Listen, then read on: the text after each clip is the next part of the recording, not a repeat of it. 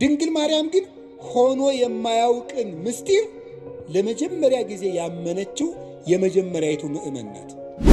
አሐቲ ድንግል የምትባለው መጽሐፌ ላይ አንድ ምዕራፍ 6 ላይ ቤዛዊት ዓለም ብዬ ጽፌያለሁ።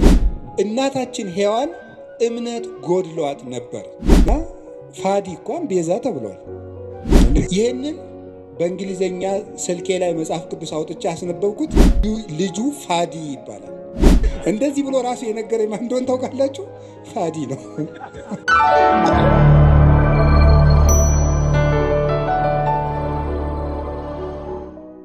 እኔ አንድ ገጠመኝ ልንገራችሁ።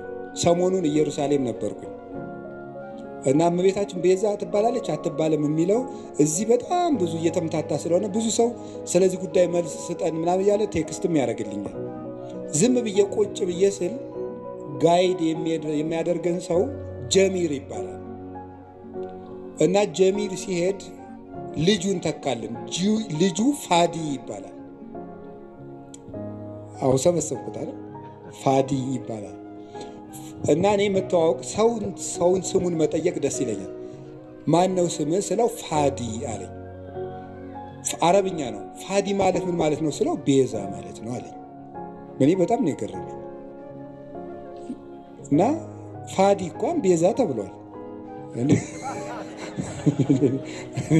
እውነቴን እኮ ነው የምነግራችሁ ማለት ነው።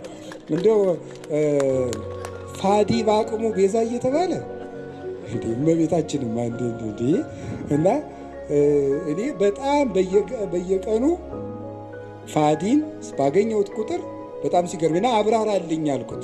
የምሬንም ነግራችሁ ውሸቴን አይደለም። 2-3 መምህራን ጋር ፋዲን አስታውቀዋለሁ ከነ ትርጉሙ በእንግሊዘኛ እንዲተረጉምልን እያደረጉ እና ፋዲ ምን ማለት ነው ግን ቤዛ ስለው ራስን እንደ ክርስቶስ ለሌላው አሳልፎ መስጠት ማለት ነው። ቤዛ ማለት እንደዚህ ያለ ማን ነው? ፋዲ በሉ እንጂ። እንደዚህ ብሎ ራሱ የነገረኝ ማን እንደሆነ ታውቃላችሁ? ፋዲ ነው። እና በጣም ገርሞኝ እግዚአብሔር እንዴት ነው የሚያስተምረው? በጣም ነው የገረመኝ። ስለዚህ ጉዳይ ዝም ማለት ነበር የፈለገው። አንደኛ ማንም ሰው ትልቅ ሰው የሚሆን ትንሽ ሰው ይስታል፣ ወደ መንገዱ እንዲመጥገማረው እንጂ እልክ ይዞት እንዲጠፋ እኔ አልፈልግም። እግዚአብሔር በሚያውቀው ዝም ማለት ፈልጌ ሳለ ፋዲ እንደዚህ አለኝ። እናም ከዛ እኔ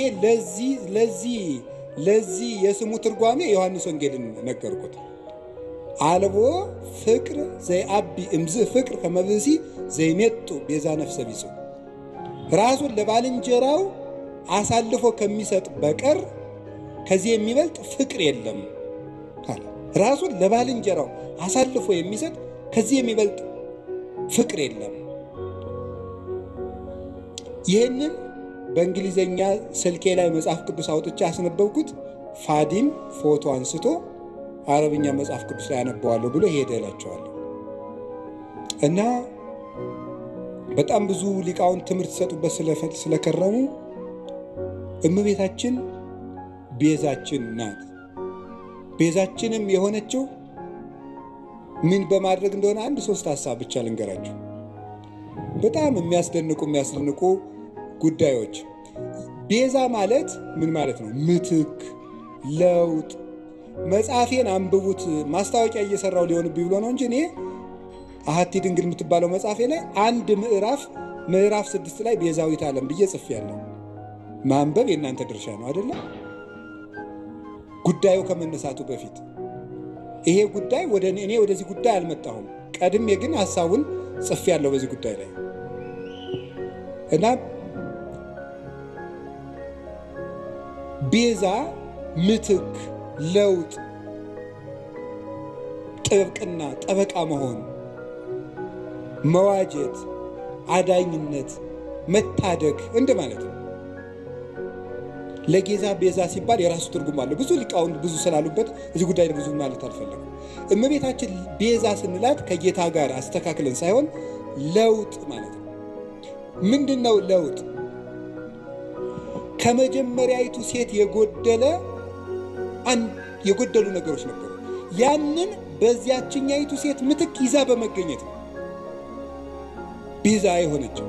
የሔዋን ለውጥ በመሆን የመጀመሪያው እናታችን ሔዋን እምነት ጎድሏት ነበር። ምንድን አልኳችሁ? ንገሩኝ እንጂ እምነት ይጎላት ነበር።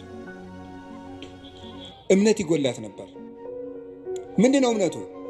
ለመበላይክሙ እንትኮ በለሰ ሞተ ትመውቱ፣ ይህንን ዕፀ በለስ ስትበሉ ትሞታላችሁ። ማነው እንደዚህ ያለው? እግዚአብሔር። ሰይጣን መጣና ይህንን በለስ ስትበሉ ምን ትሆናላችሁ? አምላክ ትሆናላችሁ። አሁን ሔዋን ይህንን ስታምን የእግዚአብሔርን ቃል ካደች ማለት ነው። ስለዚህ እናታችን ሔዋን ምን ጎደላት? እምነት ጎደላት። እግዚአብሔርን ተጠራጠረችው። አይ ሊሆን አይችልም ብላ ዲያብሎስን አመነች፣ እግዚአብሔርን ካደችው። በተግባር ካደች ማለት የእግዚአብሔርን ቃል ተጠራጠረች። እግዚአብሔር ዓይናችሁ እንዳይገለጥ ስለፈለገ ነው እንጂ እውር እንድትሆኑ ፈልጎ እውር ናችሁ እንድትቀሩ ፈልጎ ነው እንጂ ስለምትሞቱ አይደለም ብሎ ዲያብሎስ ሲነግራት አሃ ነው ብላ የእግዚአብሔርን ሐሳብ ተጠራጥራ የዲያብሎስን ተቀበለች። አሁን የመጀመሪያይቱ ሴት እምነት ስላጣች በዚያ እምነት ማጣት ምክንያት ሞት ወደዚህ ዓለም ገባ። ከዚያስ ሁለተኛይቱ ሔዋን ድንግል ማርያም ምን አደረገች? እግዚአብሔርን ትወልጃለሽ፣ የምትወልጂው በድንግልና ነው አለ። ይህ ነገር እንዴት ነው ሊሆን የሚችለው ብላ ጠየቀች። እኔ ወንድ አላውቅም።